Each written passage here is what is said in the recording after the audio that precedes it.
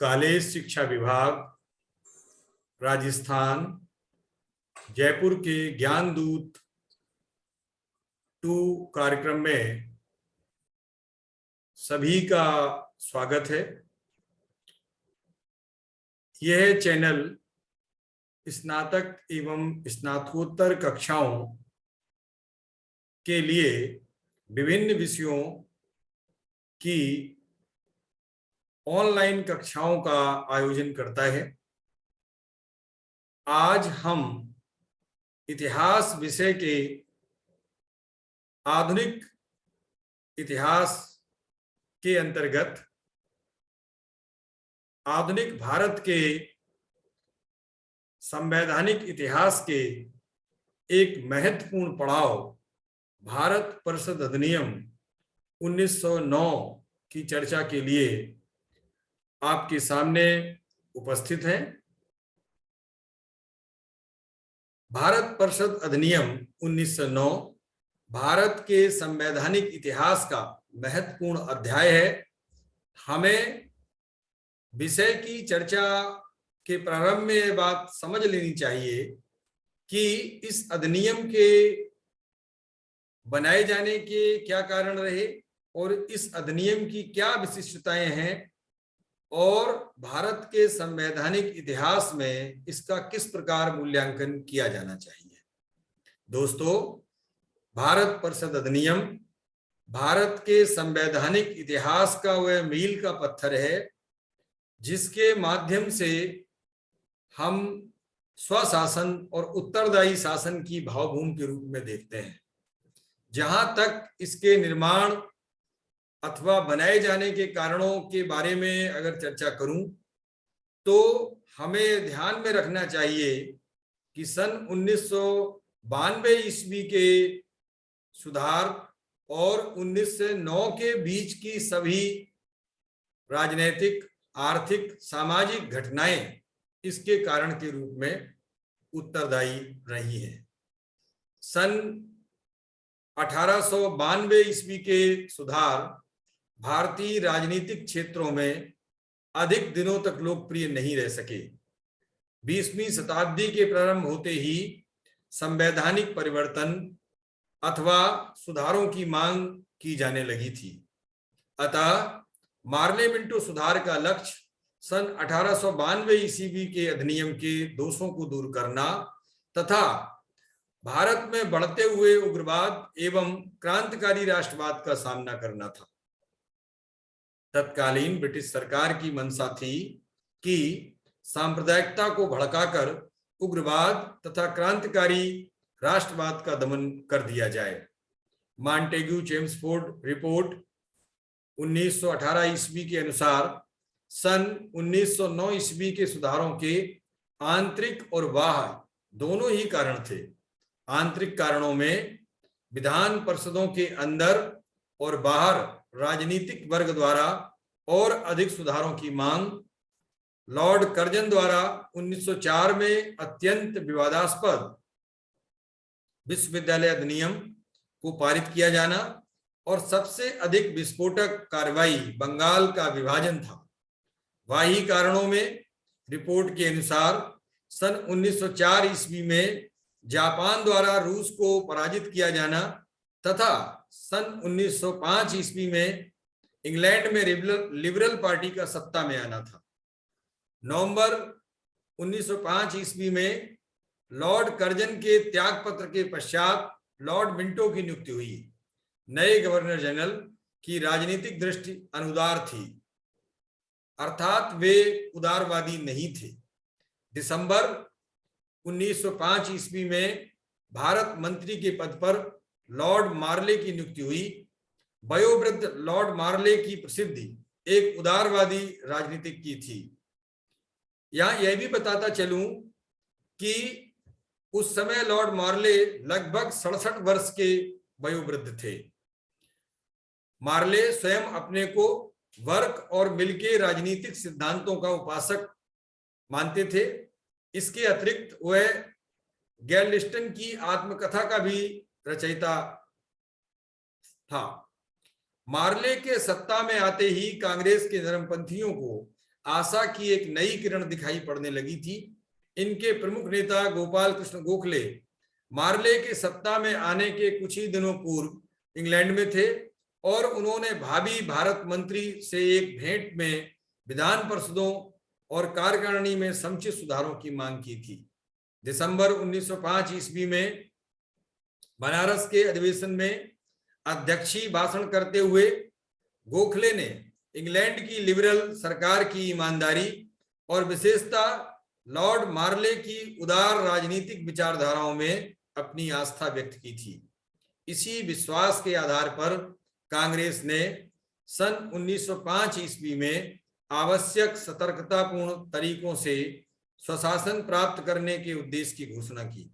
बनारस अधिवेशन के बाद गोखले फिर इंग्लैंड गए और मई जून 1906 ईस्वी में उन्होंने मार्ले से 5-6 भेंटें की। इन भेंटों के परिणाम स्वरूप मार्ले ने अपने पत्रों में भारत के वायसराय मिंटो से तुरंत सुधारों का प्रारंभ करने का आग्रह किया। मार्ले का विचार था कि यदि ब्रिटिश संसदीय संस्थाओं की स्थापना भारत में ना भी की जा सके तो कम से कम उनकी आत्मा तो हस्तांतरित की जा सकती है। अपने इन्हीं विचारों और आशाओं के अनुरूप मार्ले ने ब्रिटिश संसद में 20 जुलाई 1906 ईस्वी को यह घोषणा की कि भारत में संवैधानिक सुधारों पर विचार विमर्श प्रारंभ हो गया है। गोखले ने स्वयं दर्शक दीर्घा से इस भाषण को सुना था और स्वदेश भेजे हुए अपने एक पत्र में उन्होंने ये कहा कि लॉर्ड रिपन के भारत जाने के बाद किसी उत्तरदायित्व के पद पर भारत का इतना परम मित्र नियुक्त नहीं हुआ था। जहां एक ओर लॉर्ड मार्ले ब्रिटेन की साम्राज्यवादी सरकार और भारत के उदारवादी राष्ट्रवादियों के बीच एक व्यवहारिक संध की नींव रखने की कल्पना कर रहा था, वहीं दूसरी ओर भारत में वायसराय मिंटो नरमपंथी कांग्रेस के विरुद्ध एक संभावित गठजोड़ की योजना बना रहा था। उसके अनुसार नरमपंथी कांग्रेस में भी कुछ तत्व नितांत राजद्रोही थे और किसी भी संवैधानिक योजना को स्वीकार करने से पूर्व कांग्रेस की विचारधारा के अतिरिक्त समाज के रूढ़वादी वर्गों के हितों का ध्यान रखना अनिवार्य था। इस तथाकथित रूढ़वादी वर्गों में भारतीय समाज का सामंती वर्ग, उच्च भूमिपतियों का वर्ग और देसी रजवाड़ों का वर्ग था। उसके अनुसार इनके विचारों की अवहेलना नहीं की जा सकती थी। मिंटो के अनुसार अंग्रेजी शिक्षा प्राप्त एक सूक्ष्म अल्पसंख्यक वर्ग की अपेक्षा समाज का अनुदार वर्ग समाज में स्थायित्व की स्थापना में अधिक महत्वपूर्ण योगदान करता था और सही अर्थों में वही उसका सहज नेतृत्व करता था। यह पहले से ही स्पष्ट था कि मार्ले और मिंटो की विचारधाराओं में आधारभूत अंतर था। मिंटो कांग्रेस को ब्रिटिश राज का शत्रु मानता था और प्रत्येक उन शक्तियों को प्रोत्साहित करने को उत्सुक था जो उसके प्रभाव को कम करने में सहायक हो सके। इसी दृष्टिकोण से प्रेरित होकर मिंटो ने मुस्लिम समुदाय के उन प्रयासों का स्वागत किया जिसके द्वारा वे सुधारों की प्रक्रिया में अपने हितों की सुरक्षा करना चाहते थे। सन 1875 ईस्वी में सर सैयद अहमद खां द्वारा मोहम्मडन एंग्लो ओरिएंटल कॉलेज की अलीगढ़ में स्थापना के बाद पश्चिमी शिक्षा प्राप्त मुसलमानों का एक वर्ग अपने को कांग्रेस आंदोलन से क्रमशः दूर समझने लगा था, क्योंकि सर सैयद अहमद के अनुसार ब्रिटिश राज के प्रति राजभक्ति मुसलमानों के भविष्य की सुरक्षा है। इसलिए ज्यों ही लॉर्ड मार्ले ने ब्रिटिश संसद में सुधारों की संभावना की घोषणा की, मुस्लिम नेताओं को अपने समुदाय के भविष्य की चिंता सताने लगी। उनकी इस चिंता को और भी तीव्र करने का कार्य अलीगढ़ कॉलेज के प्रिंसिपल W.A. आर्कबोल्ड ने किया। आर्कबोल्ड की भूमिका ब्रिटिश सरकार के शीर्षस्थ अधिकारियों और मुस्लिम समाज के लब्ध प्रतिष्ठित व्यक्तियों के बीच एक सेतु स्थापित करने की थी। इसीलिए जब कॉलेज के सेक्रेटरी मोहसिन उल मुल्क ने 4 अगस्त 1906 ईस्वी को लिखे अपने पत्र में मार्ले द्वारा संसद में संवैधानिक सुधारों पर दिए गए वक्तव्य को राष्ट्रीय कांग्रेस की एक बड़ी सफलता बताया, तो आर्कबोल्ड ने इस व्याख्या को सहर्ष स्वीकार किया। यह पत्र मिंटो के पास 8 अगस्त को पहुंच गया और उसी दिन उसकी सूचना मार्ले के पास पहुंचा दी गई। मोहसिन उल मुल्क ने वाइसराय के पास एक शिष्टमंडल भेजने और उसे मुस्लिम समस्या पर एक ज्ञापन देने का निर्णय किया। 1 अक्टूबर 1906 ईस्वी को शिमला में आगा खां के नेतृत्व में 35 सदस्यीय एक शिष्टमंडल मिंटो से मिला। अपने ऐतिहासिक उत्तर में मिंटो ने शिष्टमंडल को यह आश्वासन दिया कि भविष्य में किसी भी राजनीतिक और संवैधानिक परिवर्तन में मुसलमानों की इस देश के इतिहास और राजनीति में अहम भूमिका का पूरा ध्यान रखा जाएगा। इसी काल में अगस्त 1906 ईस्वी में मिंटो ने सुधारों के संबंध में विचार करने के लिए अपनी कार्यकारिणी की एक समिति एटी अरेंडल के अधीन नियुक्त की। इस समिति का यह स्पष्ट निर्देश था कि किसी भी सुधार की रूपरेखा में सामंतों, जमींदारों, व्यापारियों, यूरोपियन व्यवसायिक हितों की पूरी सुरक्षा की जाए। अरेंडल समिति की संस्तुति पर भारत सरकार ने मार्च 1907 में एक सरकारी पत्र यानी डिस्पैच भारत मंत्री के पास भेजा। भारत की विभिन्न विधान परिषदों के विस्तार के साथ साथ इस पत्र में सामंतों की एक समिति काउंसिल ऑफ नोबल्स की भी स्थापना थी। मार्ले को भारत सरकार के इन अत्यंत साधारण प्रस्तावों से बहुत निराशा हुई और उसके मिंटो से अधिक विस्तृत प्रस्तावों को भेजने का आग्रह किया। अंततः भारत सरकार द्वारा प्रांतीय सरकारों के साथ विस्तृत विचार विमर्श के बाद अक्टूबर 1908 ईस्वी में भारत मंत्री को सुधारों के प्रस्ताव भेजे गए। सुधारों के विचार विमर्श में बहुत विलंब हो चुका था। मार्ले दिसंबर के अंतिम सप्ताहों के पूर्व ही सुधारों की घोषणा करना चाहते थे ताकि जब कांग्रेस का अधिवेशन हो तो नरमपंथियों की राजनीतिक साख बनी रहे। भारत सरकार प्रस्तावों के उत्तर में लिखे अपने 27 नवंबर 1908 के पत्र में मार्ले ने लगभग सभी सुझावों को स्वीकार कर लिया, लेकिन मिंटो द्वारा मुसलमानों को पृथक चुनाव प्रणाली की सुविधा देने के प्रति उसकी गंभीर आशंकाएं थीं। यह एक निर्विवाद सत्य था कि सन 1892 ईस्वी के भारतीय विधान परिषद अधिनियम के लागू होने के बाद से विभिन्न परिषदों में मुसलमानों को अपनी जनसंख्या के अनुपात में नगण्य प्रतिनिधित्व मिला था। गवर्नर जनरल की विधान परिषद में 1892 से 1906 ईस्वी के बीच मुसलमानों को केवल 12% प्रतिनिधित्व मिला था, जबकि जनसंख्या में उनका अनुपात 23% था। मद्रास और संयुक्त प्रांत में इस काल में उन्हें कोई भी प्रतिनिधित्व नहीं मिल सका था और बंगाल में जहां की जनसंख्या के भी आधे से भी अधिक भाग थे, वहां की चुनी गई विधान परिषदों में उनका हिस्सा केवल 5.7% था। इन्हीं विसंगतियों को दूर करने के लिए मिंटो ने मुसलमानों के प्रतिनिधिमंडल को उनके प्रतिनिधियों को चुनने के लिए केवल उन्हीं के समुदाय के सदस्यों से चुनने की बात कही थी। यही आश्वासन पृथक चुनाव प्रणाली का आधार बना था।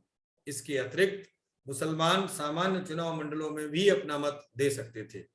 लॉर्ड मार्ले ने 2 पृथक मतदाता सूची बनाए जाने की नीति की आलोचना की और इस प्रणाली को राष्ट्रीयता की भावना के विकास में एक बड़ा बाधक बताया।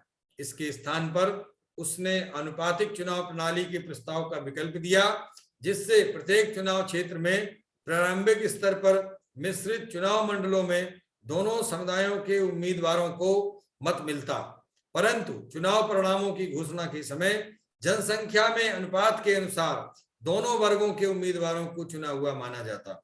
लॉर्ड मिंटो ने मार्ले के इन प्रस्तावों की कड़ी आलोचना की। उसका पक्ष यह था कि सन 1906 ईस्वी में शिमला में मुस्लिम प्रतिनिधिमंडल को दिया हुआ आश्वासन भारत सरकार की ओर से दिया हुआ वचन था और उसमें किसी प्रकार का परिवर्तन नहीं किया जा सकता।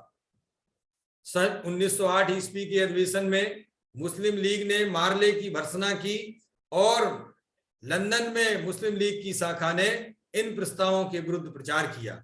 इन सब का परिणाम यह हुआ कि मार्ले का साहस जाता रहा और उसने प्रस्तावों का परित्याग कर दिया। इस अधिनियम को तत्कालीन भारत सचिव मार्ले और वाइसराय मिंटो के नाम पर मार्ले मिंटो सुधार अधिनियम भी कहा जाता है। सर अरुंडेल समिति की रिपोर्ट के आधार पर इसे फरवरी 1909 ईस्वी में पारित किया गया था।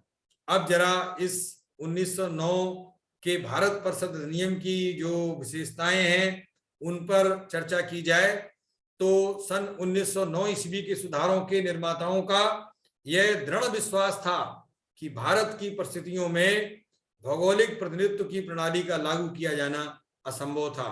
एक ओर भौगोलिक क्षेत्र बहुत विस्तृत था और दूसरी ओर जनसंख्या धर्मों और जातियों में विभाजित थी। इन्हीं कारणों से विभिन्न हितों, वर्गों, धार्मिक समुदायों और व्यापारिक वर्गों के प्रतिनिधित्व की व्यवस्था की गई। इसलिए जब 15 नवंबर 1909 ईस्वी को भारतीय परिषद अधिनियम के अंतर्गत चुनाव नियमों को प्रकाशित किया गया तो निम्नांकित चुनाव मंडलों की व्यवस्था की गई। नंबर 1, कुछ सीमित हितों को जैसे विश्वविद्यालय प्रेसिडेंसी, महानगर निगमों, वाणिज्य मंडलों और बागान मालिकों को अपने प्रतिनिधियों को चुनने की सुविधा थी। कुछ विस्तृत हितों जैसे भूमिपतियों और व्यवसायिक हितों, वकील, अध्यापक, डॉक्टर को प्रतिनिधित्व दिया गया। सांप्रदायिक हितों जैसे मुसलमानों और कालांतर में सिखों को प्रतिनिधित्व दिया गया। सन 1909 ईस्वी के सुधारों की दूसरी प्रमुख विशेषता यह थी कि प्रांतीय परिषदों में अब तक लागू सरकारी बहुमत के सिद्धांत का परित्याग कर दिया गया, परंतु गवर्नर जनरल की परिषद में अभी भी सरकार सदस्यों का बहुमत बना रहा।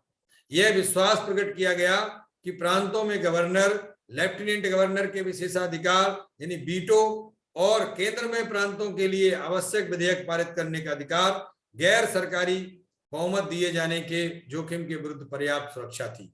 उपयुक्त सिद्धांतों की सीमाओं के अंतर्गत प्रांतीय परिषदों का अत्यधिक विस्तार किया गया। बड़े प्रांतों जैसे मद्रास, बंबई, बंगाल और संयुक्त प्रांत की विधान परिषदों की अधिकतम संख्या 50 कर दी गई। अपेक्षाकृत छोटे प्रांतों जैसे पंजाब, बर्मा, पूर्वी बंगाल और असम की अधिकतम सीमा 30 कर दी गई। सन 1912 के बाद बंगाल के पुनर्निर्माण के बाद बिहार और उड़ीसा की 45, सेंट्रल प्रोविंस की 25 और असम के परिषद की अधिकतम सीमा 27 की गई। जैसा पहले कहा गया है कि प्रांतीय विधान परिषदों में गैर सरकारी सदस्यों का बहुमत था, परंतु नवंबर 1909 ईस्वी के नियमों के अंतर्गत सदस्यों की नियुक्ति इस प्रकार की गई कि मनोनीत किए गए सदस्य, इसमें सरकारी सदस्य और मनोनीत गैर सरकारी सदस्य दोनों ही सम्मिलित थे, की संख्या प्रांतीय परिषदों के चुने हुए सदस्यों से अधिक थी। केवल बंगाल एक ऐसा बात था जहां चुने हुए सदस्यों की संख्या मनोनीत किए हुए सदस्यों से अधिक थी। विधान परिषदों का संविधान थोड़ी बहुत विभिन्नता के साथ गवर्नर जनरल की विधान परिषद जैसा ही था। गवर्नर जनरल की विधान परिषदों की अतिरिक्त सदस्यों की संख्या 60 थी, जिसमें मनोनीत सदस्यों की संख्या 33 और चुने हुए सदस्यों की संख्या 27 थी। मनोनीत किए हुए सदस्यों में 28 सरकारी अधिकारी, 23 गैर सरकारी सदस्य और 2 विशेषज्ञ थे। जहां तक चुने हुए सदस्यों का सवाल था, वर्गों और हितों के आधार पर उनका वितरण इस प्रकार किया गया था, जिसमें 7 प्रांतों के जमींदारों को 7 स्थान, 5 प्रांतों के मुसलमानों को पृथक चुनाव प्रणाली से 5 स्थान, बंगाल और संयुक्त प्रांत के मुस्लिम जमींदारों को 1 वर्ष छोड़कर यानी गैप करके 1 स्थान मिलता था, वाणिज्य मंडलों को 2 स्थान और 12 स्थान 8 प्रांतों के गैर सरकारी विधान परिषदों के सदस्यों को दिए गए थे। वस्तुतः यही 12 स्थान सामान्य और स्वतंत्र चुनाव मंडलों के द्वारा चुने जाने थे। लॉर्ड मार्ले ने यह घोषणा की थी कि केंद्रीय विधान परिषद में सरकारी सदस्यों का यानी प्रांतीय परिषदों के विपरीत बहुमत बना रहेगा, ताकि भारत सरकार बिना किसी हिचक के ब्रिटेन की सरकार और संसद के प्रति अपने उत्तरदायित्व का निर्वाह करती रहे। यहाँ उसने उस संवैधानिक स्थिति को स्पष्ट किया जिसमें जब तक भारत की सरकार वहां की चुनी हुई विधायिका के प्रति उत्तरदायी नहीं होती, तब तक वह ब्रिटिश संसद के प्रति उत्तरदायी बनी रहेगी। सन 1909 ईस्वी सुधारों की एक प्रमुख विशेषता यह थी कि चुनाव प्रणाली को, जिसे सन 1892 ईस्वी में केवल परोक्ष रूप से स्वीकार किया गया था, विधिवत मान्यता दे दी गई। इससे ही उत्पन्न संवैधानिक आवश्यकता यह थी कि चुनावों के लिए इच्छुक उम्मीदवारों और मतदाताओं की योग्यता और अयोग्यता को निश्चित और स्पष्ट किया जाए। उदाहरणार्थ, अपराधी और दिवालियेपन का रिकॉर्ड गंभीर अयोग्यता थी। उसी प्रकार चुने हुए सदस्यों को ब्रिटिश ताज के प्रति स्वामी भक्त की शपथ लेना अब तक अनिवार्यता बन गई। विभिन्न परिषदों की सदस्य संख्या में वृद्धि के साथ उनके अधिकारों में भी वृद्धि की गई। इसमें संदेह नहीं कि इस अधिनियम के अंतर्गत विभिन्न परिषदों के सदस्यों के विचार विमर्श के अधिकार को अप्रत्याशित रूप से बढ़ा दिया गया। सन 1892 ईस्वी के अधिनियम ने सदस्यों को आम बजट पर आम बहस का ही मौका दिया था। अब उन्हें बजट के अंतिम रूप से पारित करने से पूर्व न केवल बहस करने का, अपितु प्रमुख मुद्दों पर भी प्रस्ताव प्रस्तुत किया जा सकता था और उस पर मतदान कराया जा सकता था। परंतु ऐसे प्रस्तावों की भाषा संयत होनी चाहिए थी और सरकार के पास वह संस्तुत के ही रूप में भेजी जा सकती थी। सरकार को ऐसे प्रस्तावों को स्वीकार करने की कोई अनिवार्यता नहीं थी। इसी प्रकार कोई भी प्रस्ताव शासनाध्यक्ष द्वारा बिना कारण बताए अस्वीकार किया जा सकता था। सन 1892 ईस्वी में सदस्यों को प्रश्न पूछने का अधिकार दिया गया था। सन 1909 ईस्वी में इसका परिपूर्ण किया गया और अब उनको पूरक प्रश्न पूछने का भी अधिकार दिया गया। अब इस अधिनियम का दोस्तों मूल्यांकन करते हैं कि सन 1919 का अधिनियम भारत के संवैधानिक इतिहास के लिए कितना और किस प्रकार उपयोगी रहा है। सन 1909 ईस्वी का सुधार भारत में दो परस्पर विरोधी राजनीतिक परिस्थितियों के संघर्ष का परिणाम था। जैसा आप जानते हैं, उस समय नरम दल और गरम दल दोनों ही अपने अस्तित्व के लिए जूझ रहे थे और संघर्ष कर रहे थे। तो उसी संघर्ष के एक परिणाम के रूप में इस अधिनियम को आप समझने का प्रयास करें। जहां एक ओर तो सन 1905 ईस्वी में बंगाल के विभाजन के बाद क्रांतिकारी आंदोलनों का प्रारंभ और लोकप्रियता बढ़ रही थी, तो वहीं दूसरी ओर नरमपंथी संवैधानिक सुधारों द्वारा राजनीति पर अपना प्रभाव बनाए रखना चाहते थे।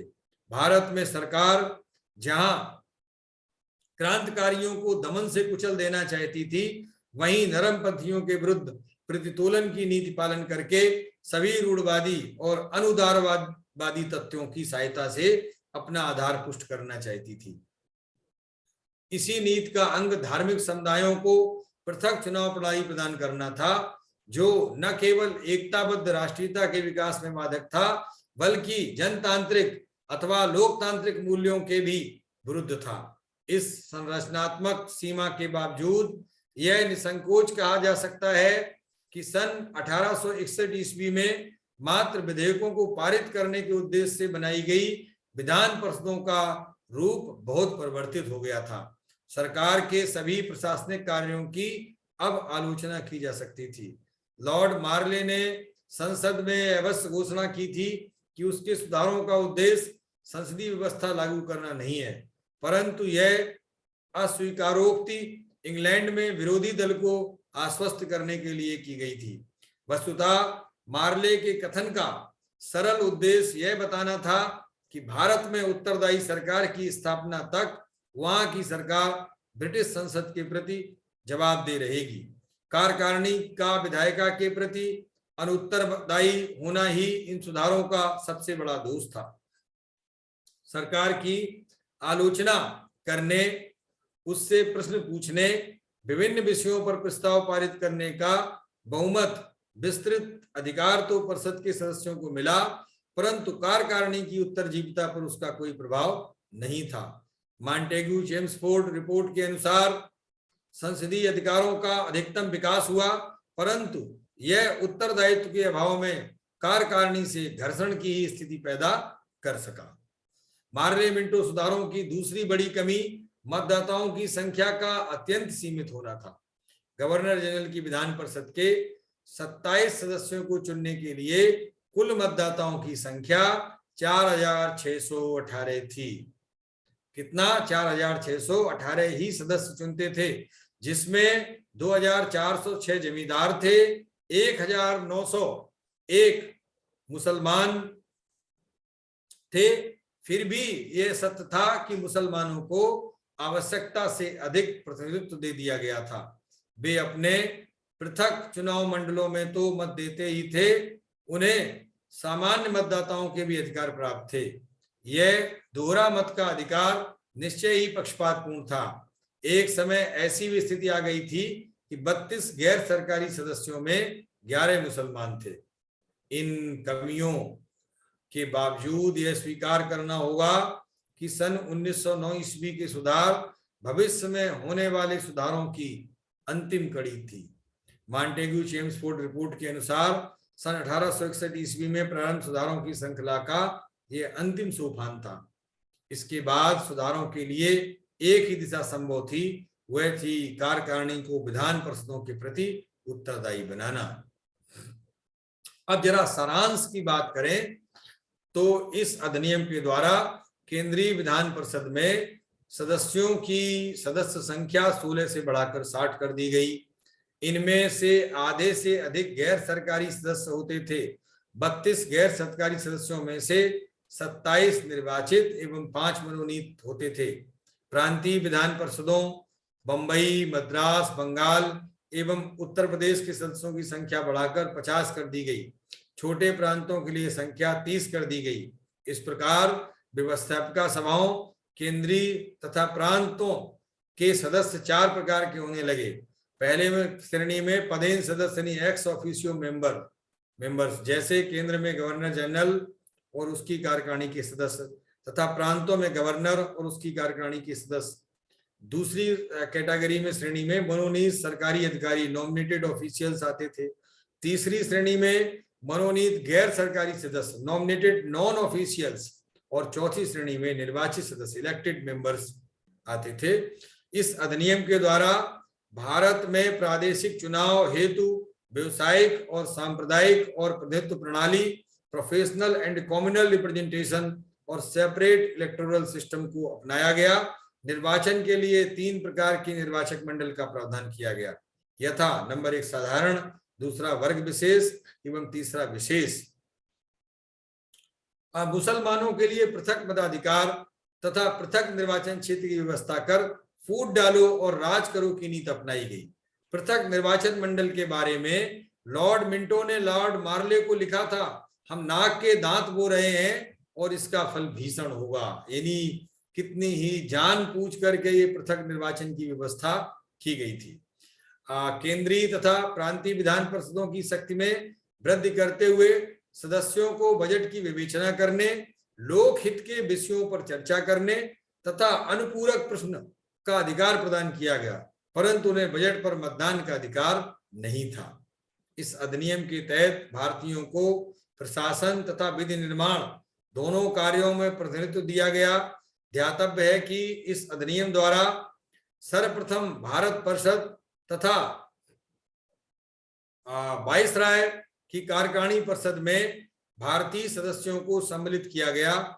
2 भारतीय श्री केसी गुप्ता तथा श्री सैयद हुसैन बिलग्रामी को इंग्लैंड स्थित भारत परिषद में नियुक्त किया गया, जबकि श्री एसपी सिन्हा को वाइसराय की कार्यकारिणी में एक विधिक सदस्य के रूप में शामिल किया गया। बाद में श्री सिन्हा को लॉर्ड की उपाधि से विभूषित किया गया था।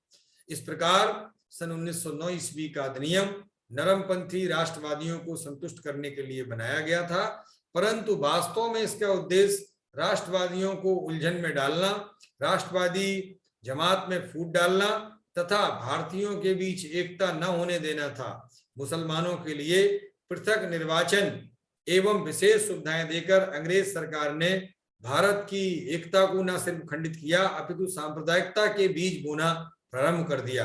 फिर भी उपर्युक्त सुधार सर्वथा बेकार न थे। भारतीयों को संसदीय शासन व्यवस्था का परिचय इन्हीं सुधारों से प्राप्त हुआ। संसदीय शासन की संस्थाओं को स्थापित करने के पश्चात उत्तरदायी शासन की स्थापना को रोकना संभव था। अप्रत्यक्ष निर्वाचन पद्धति और व्यवस्थापिका सभाओं के सदस्यों के अधिकारों में वृद्धि भी महत्वपूर्ण कदम थे। ये सुधार उदार निरंकुशता तथा सहयोगी की नीति की चरम सीमा थे। इस तरह से हमने इस विषय पर जो संक्षिप्त चर्चा आपके सामने रखी है वह संक्षिप्त ही है, अर्थात विषय की विवेचना के लिए आपको कुछ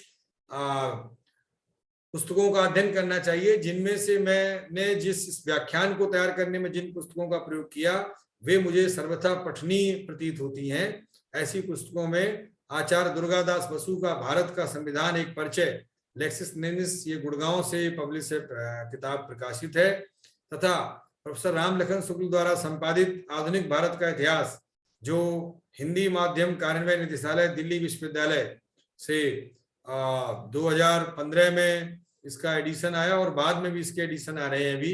इसी प्रकार प्रोफेसर बिजकू शर्मा द्वारा संपादित आधुनिक भारत राजस्थान हिंदी ग्रंथ अकादमी जयपुर द्वारा, जिसका दूसरा संस्करण 2014 में प्रकाशित हुआ है, और अंतिम एक पुस्तक के रूप में PL गौतम साहब की पुस्तक आधुनिक भारत राजकमल प्रकाशन जो दिल्ली से है, उस पर आप अध्ययन अपना फोकस कर सकते हैं और सामान्य जानकारी प्राप्त कर सकते हैं। इस चर्चा को यहीं समाप्त करते हैं। धन्यवाद।